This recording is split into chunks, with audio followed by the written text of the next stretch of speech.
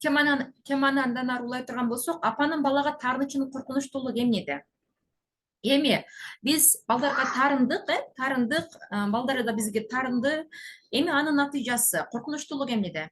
Балдар ката кылуудан коркуп калат экен. Эгерде жашоодо мисалы үчүн ойлонуп, кыжаат болуп, барсамбы, барбасамбы, кылсамбы, кылбасамбы, жасасамбы, жасабасамбы деп өзүн өзү жеген адамдарды көргөн болсоңуздар, демек алар кичинесинде ушундай ата энеси тарабынан сага сүйлөбөйм, сен мени капа кылдың, бар чары келбечи жаныма бала кылбайм деген сыяктуу ата энесинин таарыныч жазасын алып чоңойгон деп түшүнсөк болот экен да. Демек булар чоңойгондо, чоң жашоодо ката кылыштан коркуп калышат. Анан сөзсүз түрдө мен жаманмын, мен керексизмин деген түшүнүктөр орноп калат. Мен жана айтып өткөндөй, мен керексизмин деген, мен жаманмын деген түшүнүк менен чоң адамдар деле өздөрү байкабаган абалда жашашат да.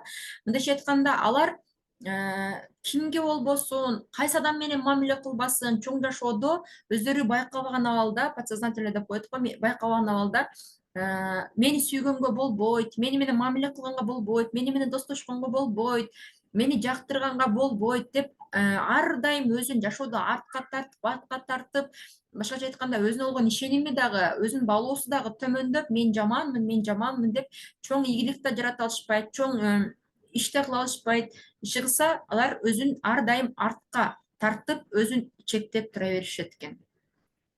Андан ары дагы өзүн күнөөлөгөн сезим менен ар дайым кыйналышат экен. Кайсы бир эмне окуя болбосун, ар дайым өзүн күнөөлөп, апамды таарынтып койдум, мен жаманмын, эмне үчүн апамды таарынтып койдум деп булар өздөрүн күнөөлөп, башкача айтканда, апасынын, ата энесинин көңүлүн как баягы кандайдыр бир хрусталь идиш сыяктуу этият кылып, ушунчалык апамдан сүйүү албай калбайын, анын мээримин албай калбайын, таарынтып койсом сүйүү жок калат мага деп жан алекетинче барынча аракет кылат. Бирок балдар эч качан мындайча айтканда биздин каалаганыбыздай, биздин оюбуздагыдай иштерди жасай албайт, биз каалаганыбыздай болуп бере албайт. Балдардын табияты ушундай идеалдуу, сонун биз иштерди жасай албайт дагы, анан жакшы эмес болуп калды, окшото албай калыпсың десек, андан бешбеттер алар өздөрүн күнөөлөп, эми бүттү, мага башка сүйүү бербесе керек деген коркуулар менен жашап калышат экен да. Анан булардын ошол иштен өзүн өзү күнөөлөө сезими өтө жогору болгондуктан, өзүңүздөр азыр психологияны окуп жаткандырсыздар, чоң жашоодо дагы, үй бүлө курганда дагы, коллективде дагы, кайсы жашоосунун кайсы сферасында болбосун, алар ар бир ситуацияга, ар бир болбогон нерсеге, ар бир болуп өткөн окуяларга өздөрүн күнөөлөп жүрө берет экен. Анан күнөөлүү да болуп калыша берет. Анткени булар өздөрүн күнөөлүү сезгендиктен ошондой күнөөлүү боло турган окуяларды, жагдайларды жашоосуна тартып алышат экен да, мындайча айткандачы. Негизинен эле өзүн күнөөлөө бул ислам психологдорунун айтуусу боюнча өзүн күнөөлөгөн эң оор сезимдердин бири катары эсептелип, өзүн күнөөлөгөн адамды шайтан башкарып алат. Шайтан мындайча айтканда ал адамды мындайча айтканда эмне деп коет эле, мурдунан жетелеп алат деп түшүнсөк болот экен да. Анан апасын таарынта албайын деген адам деген жаш баланын аракети акырындык менен жүрүп отуруп жакшы бала, жакшы кыз синдромуна айланып кетет экен. Буну психологияда билсеңиздер керек. Алар бүт аракетин мындайча айтканда өзүнө жагып атабы, жакпай атабы, өзүнө ыңгайлуубу, ыңгайлуу эмеспи, өзүнө туура келбейби, эмне болсо дагы бардыгына макул деп жакшы бала болоюн, мени жаман көрүп калбасын, мени капа болуп калбасын, мен жакшы бала болушум керек деп өзүнүн кызыкчылыгынан дагы, өзүнүн ишинен дагы башкалар үчүн жүгүргөн, башкалар үчүн күйүккөн жакшы бала синдром, жакшы кыз синдромуна айланып калышат экен. Буларды жашоодо көрүп жүрөсүздөр. Мисалы, кээ бир келиндер турмушка чыккандан кийин кайненемдин колуна мисалы үчүн жан алып, жан берип кызмат кылдым, бирок жакшы көрүнбөдүм деп налыган, даттанган окуяларды жашоодо өтө көп кездешип жүрөбүз. Демек булар ошол ишин, мисалы үчүн кылып жаткан келиндик кызматын жөн гана мындай тиричилик катары, жөн гана мындай ырахат, жөн гана күнүмдүк турмуш тиричилик дебестен мен жакшы келин болушум керек, мен жакшы бала болушум керек деген жакшы бала синдромунун айынан өздөрүн өздөрү 2 эсе кыйнап жаткандыгын түшүнсөк болот да. Демек кичинекей балдар ошол апамды тарынта албайын, апамды капа кыла албайын деп жан алып жан берген аракетинин натыйжасында булар психологдордун айтымында өзү теңдүү балдардын арасында өнүгүүсү, ой жүгүртүүсү артта калат экен. Башкача айтканда, алар жашоону изилдөөнүн ордуна, жашоону таануунун ордуна, дүйнөдө эмнелер болуп атат, ошонун баардыгын байкоо салуунун ордуна, кандайдыр бир нерсеге кызыгып, хоббинис менен артынан машыгуунун ордуна апамды тарынта албайын, апамдан сүйүп алайын деген аракет менен жүргөн балдар ой жүгүртүү жагынан, сабакка кызыгуусу жагынан, сабакты маалыматты эстеп калып дейт го, жанагы кабыл алуусу жагынан артта калат экен, башкача айткандачы. Анткени баланын ою, мээси, эси бир гана ошол апамды тарынта албайын деген ой менен жашап аткан бала, ал эч качан баягындай өзүн бош коюп, кенен коюп билим алганга фокусун кое албайт, маалыматты алган билимдерин дагы жакшы эстеп кала албайт экен. Демек, биз балдардын ошол билим алуу жөндөмүнө дагы, андан сырткары ой жүгүртүү, өнүгүү жөндөмүнө дагы өзүбүздүн тарынып атып, терс таасирибизди тийгизип алат экенбиз. Андан ары өтүп дагы чоңдор менен мамиле кылуудан кыйналышат экен. Кантип? Мисалы үчүн, менде ушул синдром бар экендигин байкадым, ушул теманы окуп жатыпчы. Мисалы үчүн, мен жаш улуулар менен мамиле кылуум өтө кыйын да. Мен жашы улуу, менден бир 10 жаш, 15 жаш, мисалы үчүн кайын жуурттун алдына барганда, же болбосо бир ошондой кемпирлердин алдына барганда, аяш эне дегендердин алдына барганда, мен бир гана ойду ойлоп тура беретчи. Мени эмне деп атат экен? Мен жөнүндө кандай ойдо болуп калат экен?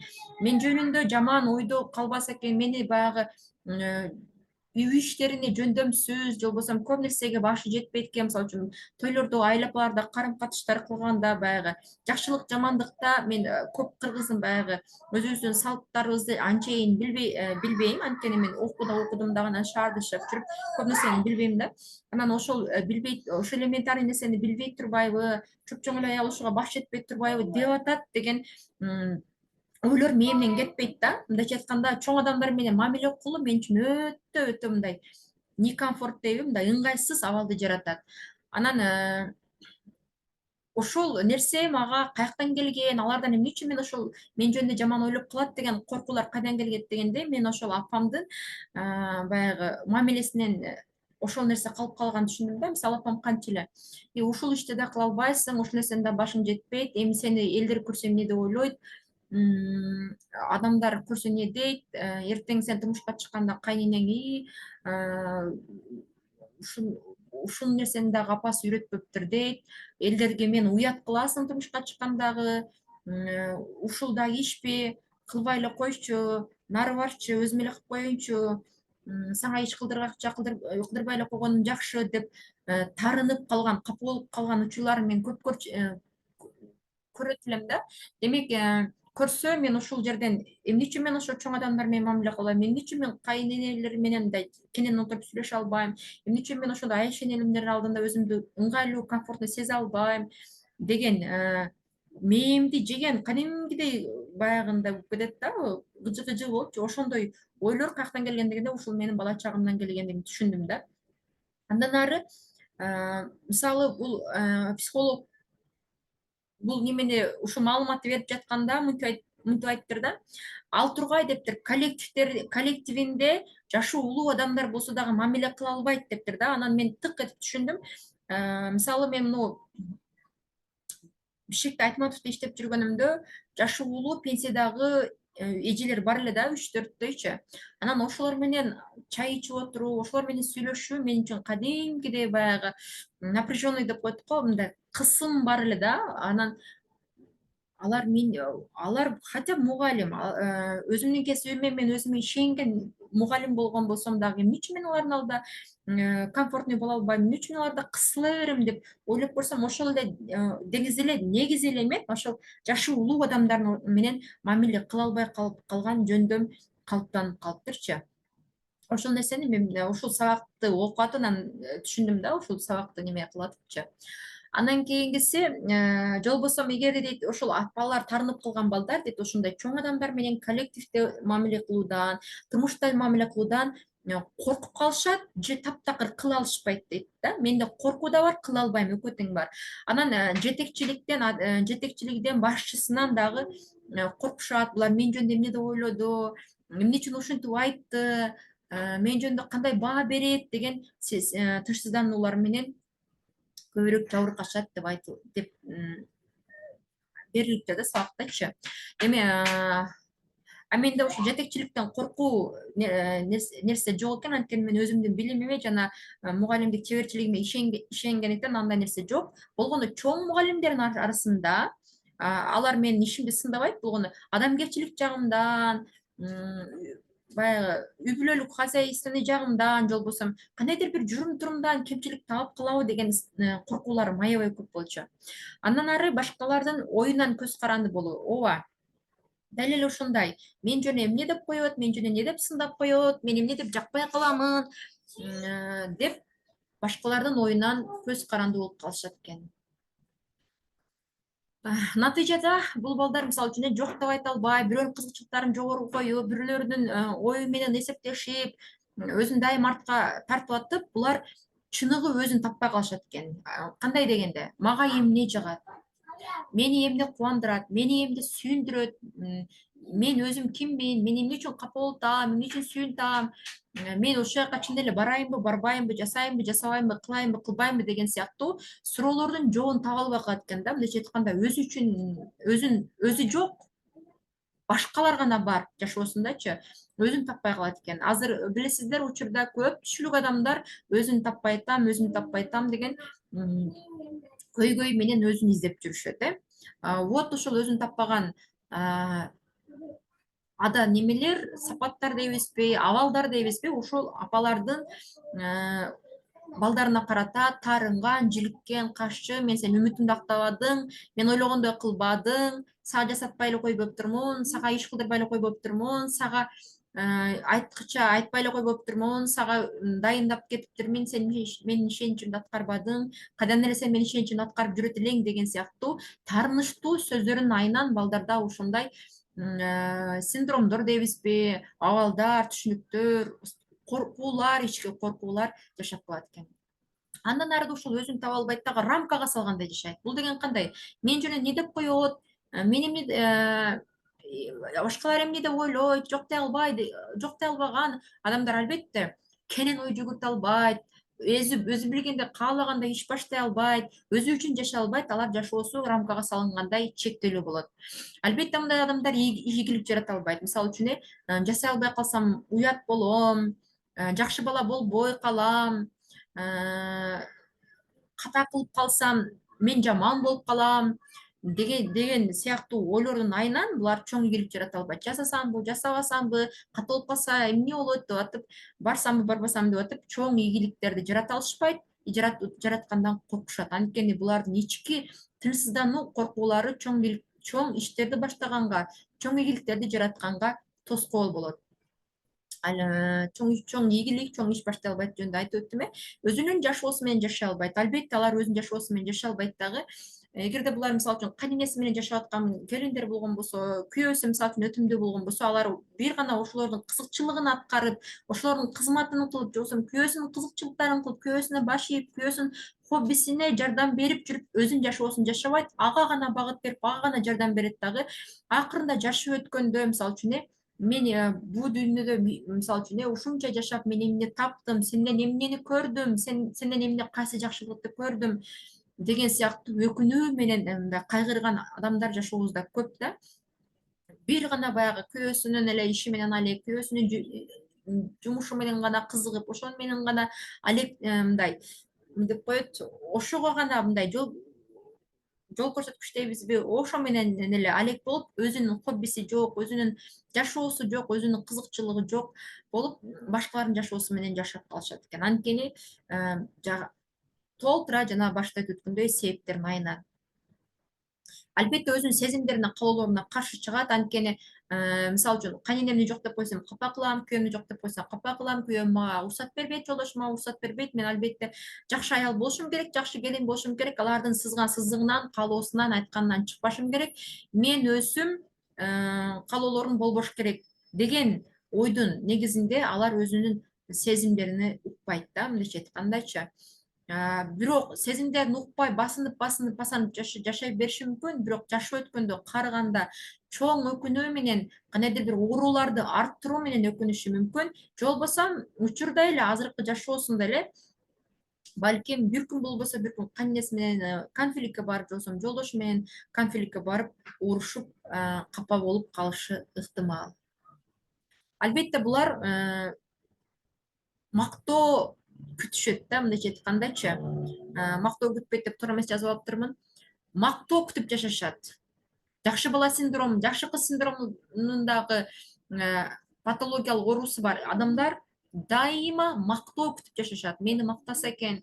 Анткени бул кичинесинен апасын капа кылып албайын, апасын тарынтып албайын деген жан алекеттенип атып, мактоого күтүп, мактоого зар болуп калышат да. Мисалы үчүн менде ушул синдром бар экендигин билдим.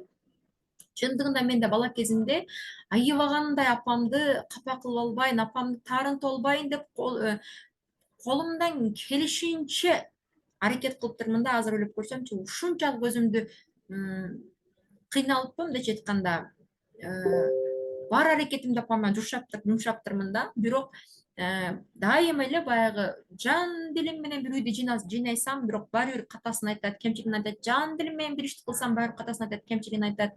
Анча мынча гана учурда мактоосу жөнүнө эле учуп кетейин деп сүйүнүп калыптырмын дагы. Анан ушул эле нерсе менен мен чоң жашоодо дагы күйөөмдө мактоо күтүп, жумуштарымда да мактоо күтүп, анан мактоо албай калсам аябаганда стресс, депрессияга батып жүрүптүрмүн. Ушул психологияны изилдеп атып, эч ким мактабаса жок, бир гана Кудай билүүчү, Кудай көрүп турат. Зато мен өзүм үчүн жашап атам, өзүм үчүн кылып атам деген түшүнүктөргө эми ушул түшүнүктөр мага келди да. Албетте булар тарынчак болот. Анткени тарынган мамилени көрүп өскөндүктөн булар андан мындайча айтканда, тарынган мамилени көргөндөн кийин албетте булар да тарынат да. Чек арасын билбейт. Албетте чек арасын билбейт. Мисалы үчүн ошол апасы эмне үчүн тарынды? Анткени апасы дагы чек араны койгон жок да.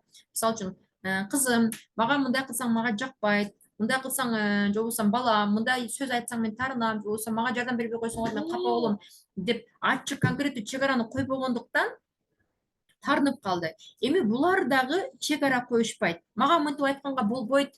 Мага мынткенге жардам бербесеңер мен чарчап калам. Менин көңүлүм ооруйт, мен дагы адаммын, менин дагы каалоом бар деген сөздөрдү айта алышпайт дагы. Жакшы кыз, жакшы баланын синдромунун айынан чек арасын көп учурда тепсетип жүрө беришет да. Жок деп айта албагандар сөзсүз түрдө чек арасын билишпейт. Ушундай сабактын бул бөлүгүн өзүнчө сактап коеюн.